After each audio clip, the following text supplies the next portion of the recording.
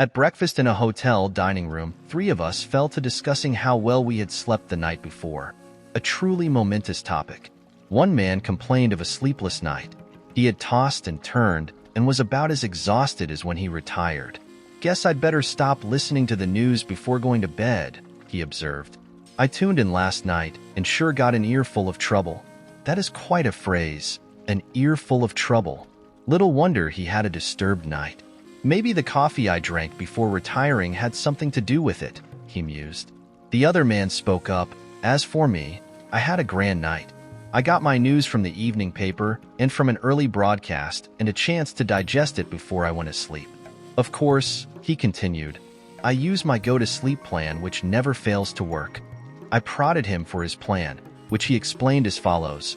"When I was a boy, my father, a farmer, had the habit of gathering the family in the parlor at bedtime, and he read to us out of the Bible. I can hear him yet. In fact, every time I hear from those Bible verses, I always seem to hear them in the tone of my father's voice. After prayers, I would go up to my room and sleep like a top. But when I left home, I got away from the Bible reading and prayer habit. I must admit that for years, practically the only time I ever prayed was when I got into a jam. But some months ago, my wife and I, having a number of difficult problems, decided we would try it again. We found it a very helpful practice, so now every night before going to bed, she and I together read the Bible and have a little session of prayer.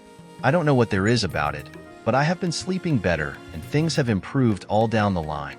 In fact, I find it so helpful that even out on the road, as I am now, I still read the Bible and pray.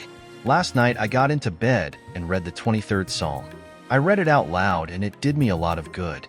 He turned to the other man and said, "I didn't go to bed with an ear full of trouble. I went to sleep with a mind full of peace." Well, there are two cryptic phrases for you, an ear full of trouble and a mind full of peace. Which do you choose? The essence of the secret lies in a change of mental attitudes. One must learn to live on a different thought basis, and even though thought change requires effort, it is much easier than to continue living as you are. The life of strain is difficult. The life of inner peace, being harmonious and without stress, is the easiest type of existence. The chief struggle then in gaining mental peace is the effort of revamping your thinking to the relaxed attitude of acceptance of God's gift of peace.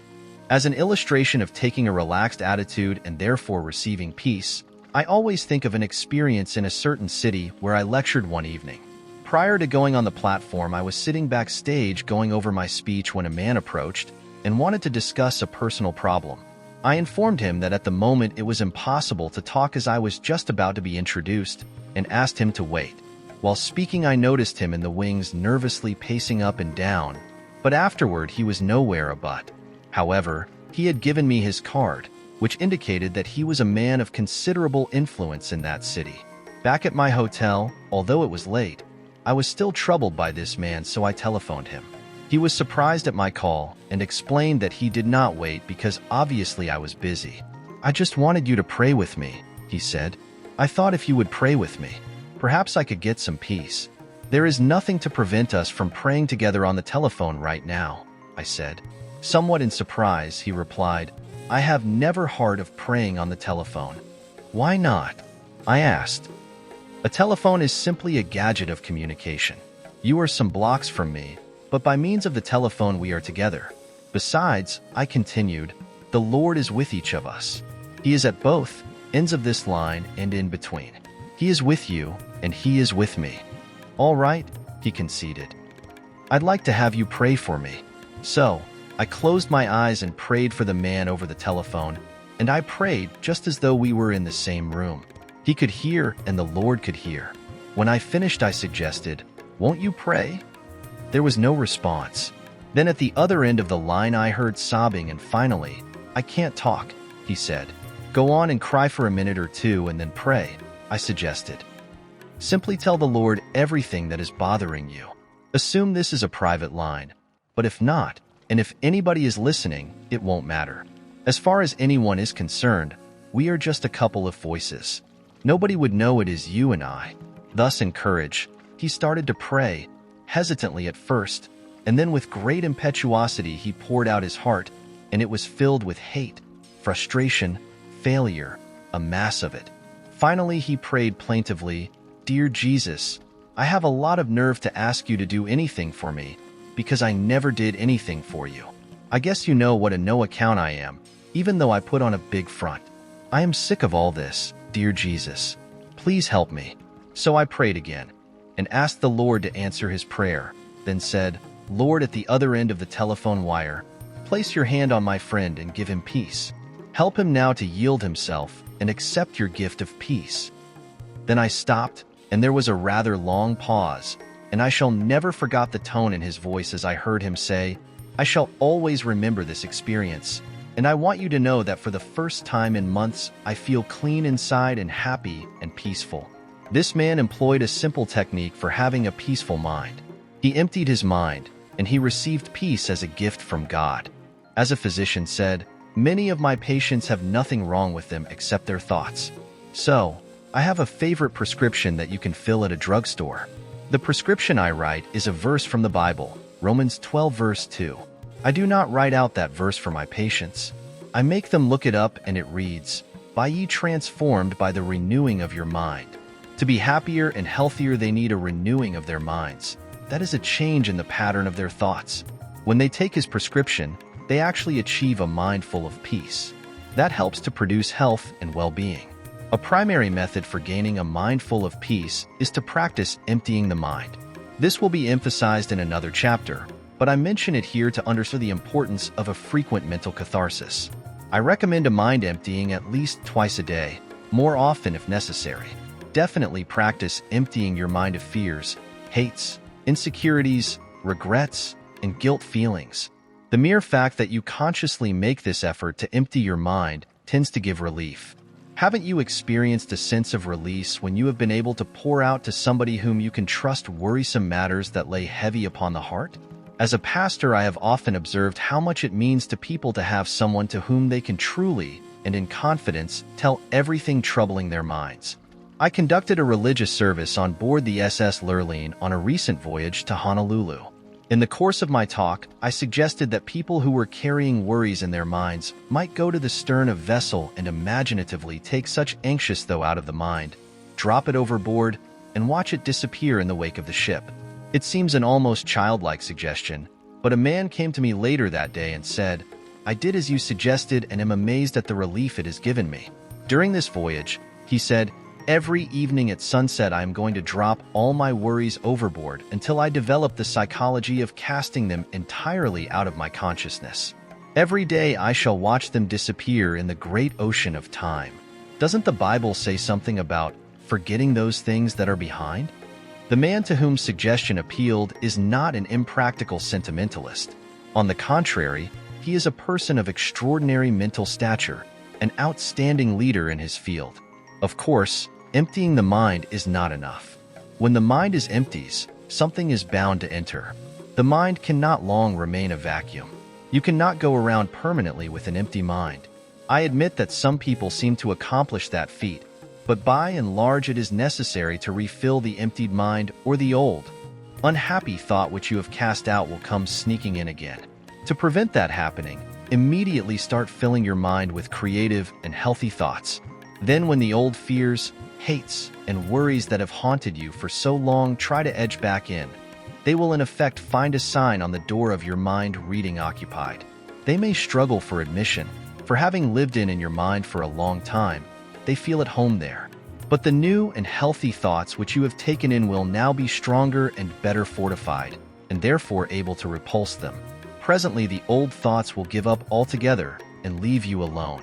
You will permanently enjoy a mind full of peace. At intervals during the day, practice thinking a carefully selected series of peaceful thoughts. Let mental pictures of the most peaceful scenes you have ever witnessed pass across your mind. As, for example, some beautiful valley filled with the hush of evening time, as the shadows lengthen and the sun sinks to rest. Or recall the silvery light of the moon falling upon rippling waters, or remember the sea washing gently upon soft shores of sand. Such peaceful thought images will work upon your mind as healing medicine. So now and then during every day, allow motion pictures of peace slowly to cross your mind. Practice the technique of suggestive articulation, that is, repeat audibly some peaceful words. Words have profound suggestive power, and there is healing in the very saying of them. Utter a series of panicky words, and your mind will immediately go into a mild state of nervousness. You will perhaps feel a sinking in the pit of your stomach that will affect your entire physical mechanism. If, on the contrary, you speak peaceful, quieting words, your mind will react in a peaceful manner. Use such a word as tranquility is one of the most beautiful and melodic of all English words, and the mere saying of it tends to induce a tranquil state. Another healing word is serenity. Picturize serenity as you say it. Repeat is slowly and in the mood of which the word is a symbol. Words such as these have a healing potency when used in this manner. It is also helpful to use lines from poetry or passages from the scriptures. A man of my acquaintance who achieved a remarkable peace of mind has the habit of writing on cards unusual quotations expressing peacefulness. He carries one of the cards in his wallet at all times, referring to it frequently until each quotation is committed to memory. He says that each such idea dropped into the subconscious lubricates his mind with peace. A peaceful concept is indeed oil on troubled thoughts. One of the quotations which he used is from a 16th century mystic. Let nothing disturb you. Let nothing frighten you. Everything passes away except God. God alone is sufficient. The words of Bible have a particularly strong therapeutic value. Drop them into your mind, allowing them to dissolve in consciousness, and they will spread a healing balm over your entire mental structure. This is one of the simplest processes to perform and also one of the most effective in attaining peace of mind. A salesman told me of an incident that took place in a Midwestern hotel room. He was one of a group of businessmen having a conference. One man was very much on edge. He was snappy, argumentative, high-strung. Everyone present knew him quite well and realized he was under great nervous pressure. But finally his irritating attitudes began to get on everybody's nerves. Presently this nervous individual opened his traveling bag, took out a big bottle of brackish-looking medicine, and poured himself a large dose. Asked what this medicine was, he growled, "Oh, it's something nerves. I feel like I am going to break in pieces. The pressure I am under makes me wonder if I am going to crack up. I try not to show it, but I suppose even you fellows have observed that I am nervous. This medicine was recommended, and I've swallowed several bottles of it, but I don't seem to get any better." The other men laughed. Then one said in a kindly manner, "Bill, I don't know anything about that medicine you are taking. Maybe it's all right. It probably is, but I can give you some medicine for those nerves that will do you good more than that. I know, because it cured me, and I was worse off than you are." "What is this medicine?" snapped the other.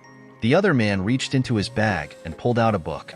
"This book will do the job, and I really mean it. I suppose you think it's strange that I carry a Bible around in my bag, but I don't care who knows it. I am not a bit ashamed of it. I have been carrying this Bible in my bag for the past 2 years, and I have marked place in it that help keep my mind at peace. It works for me, and I think it can do something for you too. Why not give it a trial?" The others were listening with this unusual speech.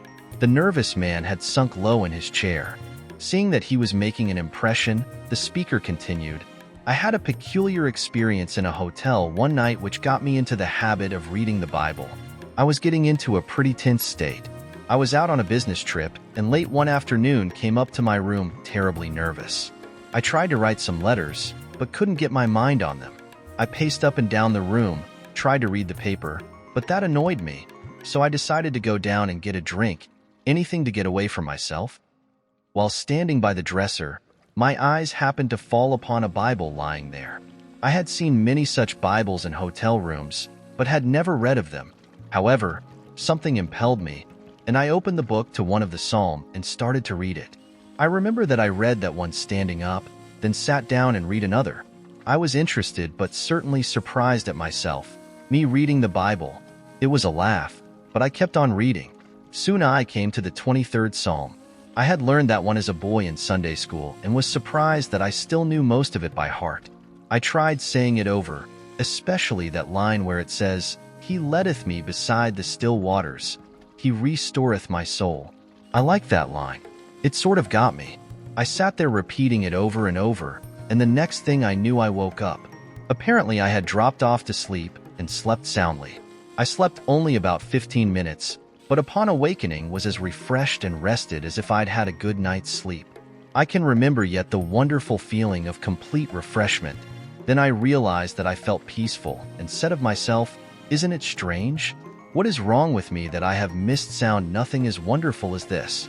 So after that experience, he said, I bought a Bible, a little one I could put in my bag, and I've been carrying it ever since.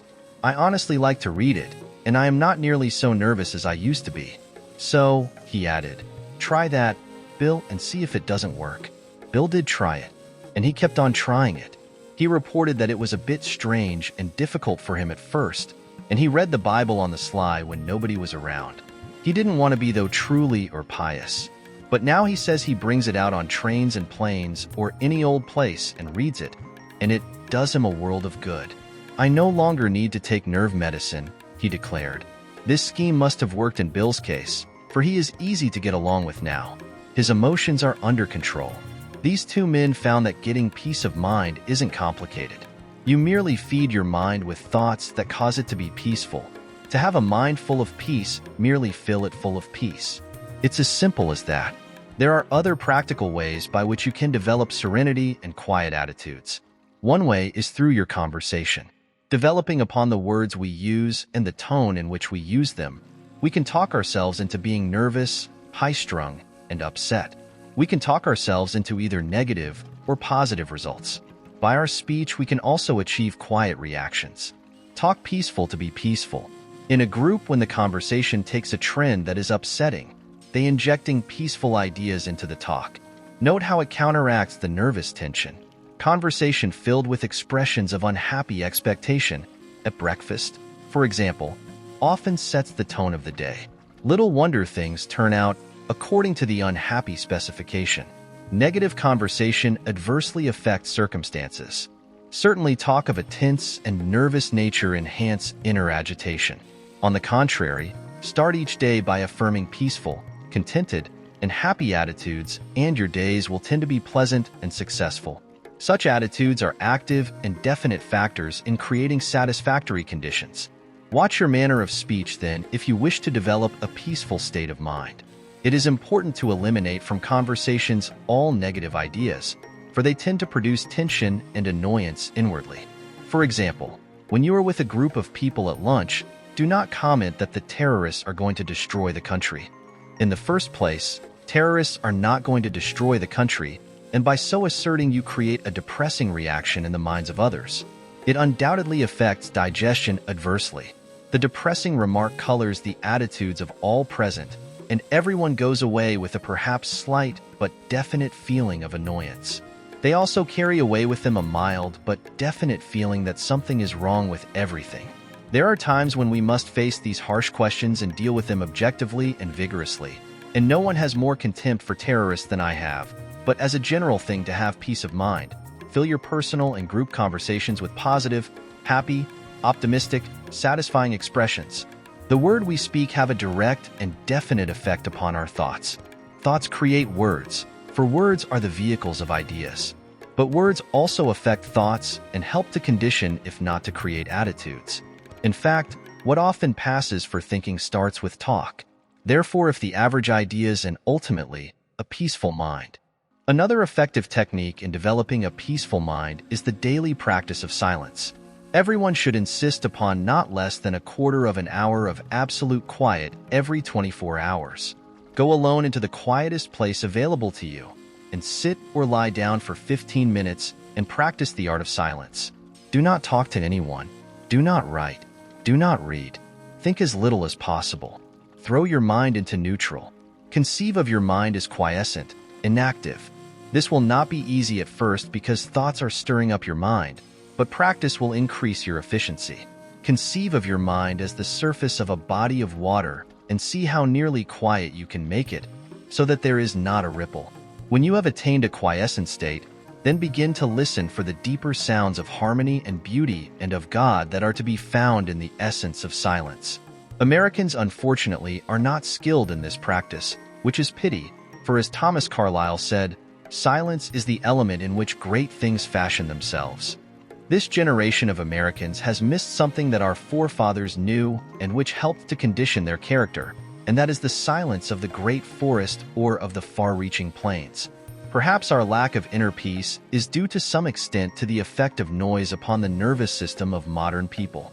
Scientific experiments show that noise in the place where we work, live, or sleep reduce efficiency to a noticeable degree.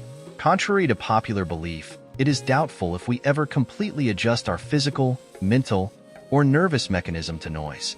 No matter how familiar a repeated sound becomes, it never passes unheard by the subconscious. Automobiles' horns, the roar of airplanes, and other strident noises actually result in physical activity during sleep. Impulses transmitted to and through the nerves by these sounds cause muscular movements which detract from real rest. If the reaction is sufficiently severe, it partakes of the nature of shock. On the contrary, silence is a healing, soothing, healthy practice. Star Daly, a famous reformed criminal, once said, "No man or woman of my acquaintance who knows how to practice silence and does it has ever been sick to my knowledge." I have noticed that my own applications come upon me when I do not balance expression with relaxation. Star Daly closely associates silence with spiritual healing. The sense of rest that results from a practice of complete silence is a therapy of utmost value. In the circumstances of modern life, with its acceleration of pace, the practice of silence is admittedly not so simple as it was in the days of our forefathers. A vast number of noise-producing gadgets exist that they did now know, and our daily program is more hectic. Space has been annihilated in the modern world, and apparently we are also attempting to annihilate the factor of time. It is only rarely possible an individual to walk in deep woods, or sit by the sea, or meditate on a mountaintop, or on the deck of a vessel in the midst of the ocean. But when we do have such experiences, we can print on the mind the picture of the silent place and the feel of the moment and return to it in memory to live it over again just as truly as when we were actually in that scene. In fact, when you return to it in memory, the mind tends to remove an unpleasant factors present in the actual situation. The memory visit is often an improvement over the actual, for the mind tends to reproduce only the beauty in the remembered scene. For example, as I write these words, I am on a balcony of one of the most beautiful hotels in the world, the Royal Hawaiian, on the famed and romantic Waikiki Beach in Honolulu, Hawaii. I am looking into a garden filled with grace palm trees, swaying in the balmy breeze. The air is laden with the aroma of exotic flowers. Hibiscus plants, of which on these islands there are 2,000 varieties, fill the garden. Outside my windows are papaya trees laden with ripening fruit. The brilliant color of the royal poinciana, the flame of the forest trees, adds to the glamour of the scene, and the acacia trees are hung heavily with their exquisite white flowers. The incredible blue ocean surrounding these islands stretches away to the horizon. The white waves are surging in, and the Hawaiians and my fellow visitors are riding gracefully on surfboards and outrigger canoes. Altogether, it is a scene of entrancing beauty. It has an indescribably healing effect upon me as I sit here writing about the power generated in a peaceful mind. The insistent responsibilities under which I ordinarily live seem so far away. Though I am in Hawaii to give a series of lecture and to write this book, nevertheless the peace with this place is filled envelopes me. Yet I realize that when I have returned to my home in New York, 5,000 miles away, I shall only then truly savor the exquisite joy of beauty which I now behold. It will become enshrined in memory as a prized retreat to which my mind can go in the busy days that lie ahead. Often when far from this idyllic place, I shall return in memory to find peace along the palm-lined, foam-washed beach at Waikiki. Fill your mind with all peaceful experience possible, then make planned and deliberate excursions to them in memory. You must learn that the easiest way to an easy mind is to create an easy mind. This is done by practice, by the application of some such simple principles as outlined here. The mind quickly responds to teaching and discipline. You can make the mind give you back anything you want, but remember the mind can give back only what it was first given. Saturate your thoughts with peaceful experience, peaceful words and ideas, and ultimately you will have a storehouse of peace-producing experiences to which you may turn for refreshment and renewal of your spirit. It will be a vast source of power. I spent a night with a friend who has a very lovely home. We had breakfast in a unique and interesting dining room. The four walls are painted in a beautiful mural picturing the countryside in which my host was reared as a boy. It is a panorama of rolling hills, gentle valleys, and singing streams, the latter clean and sun-speckled and babbling over rocks. Winding roads meander through pleasant meadows. Little houses dot the landscape. In a central position in a white church surmounted by a tall steeple. As we breakfasted, my host talked of this region of his youth, pointing out various points of interest in the painting around the wall.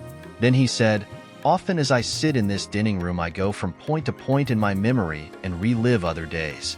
I recall, for example, walking up that lane as a boy with bare feet, and I can remember yet how the clean dust felt between my toes. I remember fishing in that trout stream on many a summer afternoon and coasting down those hills in the wintertime. There is a church I attended as a boy."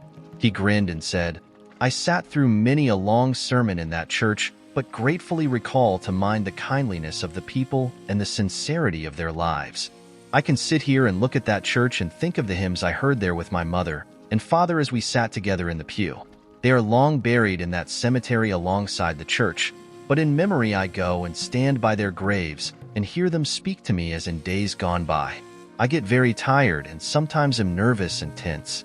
It helps to sit here and go back to the days when I had an untroubled mind, when life was new and fresh. It does something for me. It gives me peace."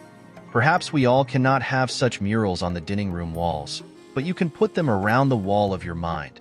Picture of the most beautiful experiences of your life. Spend time among the thoughts which this picture suggests. No matter how busy you may be or what responsibilities you carry, having proved successful in many instances may have a beneficial effect upon you. It is an easily practiced, easy way to peaceful mind. There is a factor in the matter of inner peace which must be started because of its importance. Frequently I find that people who are lacking inner peace are victims of a self-punishment mechanism. At some times in their experience they have committed a sin and the sense of guilt haunts them. They have sincerely sought divine forgiveness, and the good Lord will always forgive anyone who asks him and who means it. However, there is a curious quirk within the human mind, whereby sometimes an individual will not forgive himself. He feels that he deserves punishment and therefore is constantly anticipating that punishment. As a result, he lives in a constant apprehension that something is going to happen. In order to find peace under these circumstances, he must increase the intensity of his activity. He feels that hard work will give him some release from his sense of guilt. A physician told me that in his practice a number of cases of nervous breakdown were traceable to a sense of guilt for which the patient had unconsciously attempted to compensate by hectic overwork. The patient attributed his breakdown not to the sense of guilt, but to his overworked condition. But, said the physician, this man need not have broken down from overwork if first the sense of guilt had been fully released. Peace of mind under such circumstance is available as yielding the guilt as well as the tension it produces to the healing therapy of Christ. At a resort hotel where I had gone for a few days of quiet writing, I encountered a man from New York whom I knew slightly. He was a high-pressured, hard-driving, and exceedingly nervous business executive. He was sitting in the sun in a deck chair. At his invitation, I sat down and chatted with him.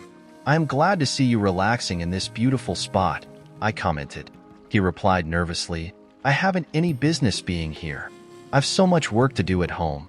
I am under terrible pressure. Things have got me down. I am nervous and can't sleep. I am jumpy. My wife insisted that I come down here for a week. The doctors say there's nothing wrong with me if I just get to thinking right and relax. But how in the world do you do that?" He challenged. Then he gave me a piteous look. "Doctor," he said, "I would give anything if I could be peaceful and quiet. It is what I want more than anything in this world." We talked a bit, and it came out in the conversation that he was always worrying that something sinister was going to be happen. For years he had anticipated some dire event, living in constant apprehension about something happening to his wife or his children or his home. It was not difficult to analyze his case.